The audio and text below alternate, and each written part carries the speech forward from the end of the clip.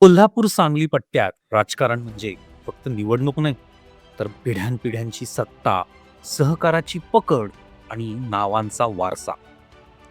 या भूमीत सतेज पाटील नाव उभं राहतं ते केवळ काँग्रेसचा म्हणून नाही, तर स्थानिक राजकारणात स्वतःची ओळख निर्माण केलेल्या नेत्याचं नाव आहे. कोल्हापूरच्या सहकार चळवळीच्या वातावरणात वाढलेले सतेज पाटील सुरुवातीपासूनच राजकारणाकडे पाहणारे कार्यकर्ते नव्हते, तर संघटन, संपर्क आणि ग्रासरूट लीडरशिप या तीन गोष्टींवर भर देणारे नेते.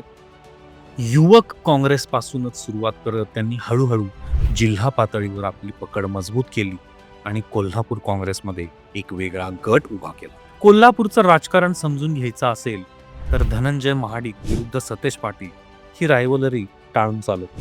एकीकडे राष्ट्रवादी भाजपकडे झुकलेली ताकद, तर दुसरीकडे काँग्रेसची पारंपरिक मतदारसंख्या टिकवण्याचा संघर्ष.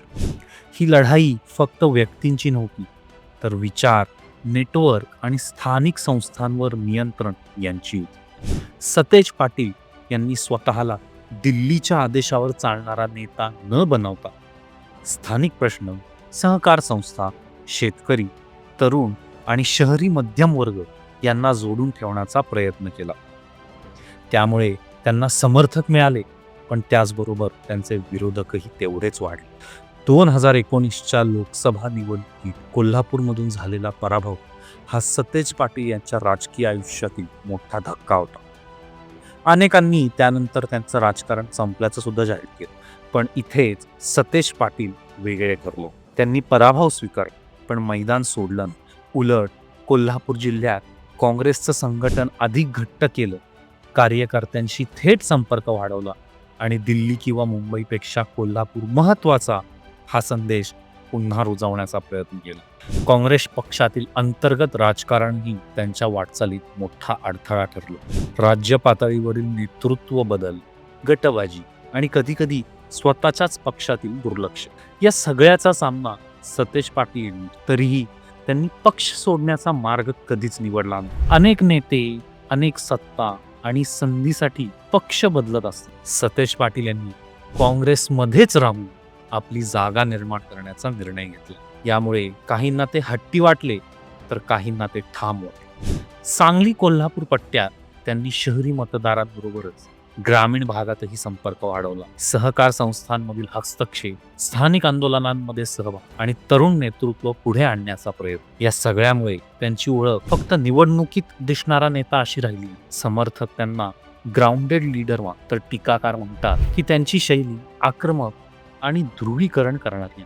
पण हेच राजकारणाचं वास्तव आहे. जिथे स्पष्ट भूमिका घेतली तिथे विरोधही होतोच.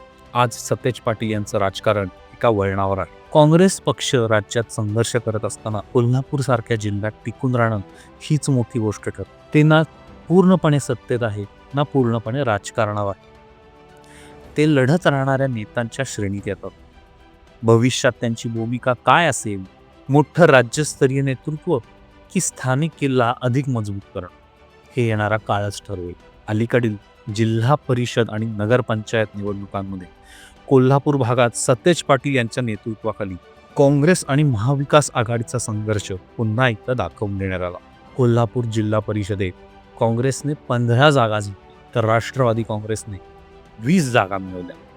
यामुळे महायुतीला अपेक्षित विजय नाहीसा झाला आणि विरोधी पक्षांनी स्थानिक पातळीवर बळकट कामगिरी केली आहे. या निकालांनी दाखवून दिलं की महायुतीच्या वर्चस्वामुळे पारंपरिक सत्ता टिकवण्याचा दावा होत असतानाही काँग्रेसने आपल्या वाढत्या लोकप्रियतेचा पुरावा दिला आहे. विशेषतः झेडपी आणि पंचायत समितींमध्ये या स्थानिक विजयानं स्पष्ट झालं की सतेज पाटील यांच्या नेतृत्वाखाली काँग्रेसने नगर परिषद आणि जिल्हा परिषद स्तरावर स्पष्ट आणि उत्साहजनक कामगिरी केली आहे. एक मात्र नक्की, सतेज पाटील यांची राजकीय वाटचाल ही सरळ रेषेतली.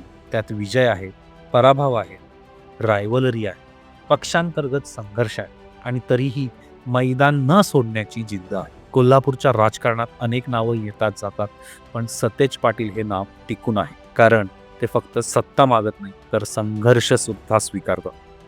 आणि भारतीय राजकारणात कधी कधी टिकून राहणं हाच मोठा विजय असतो.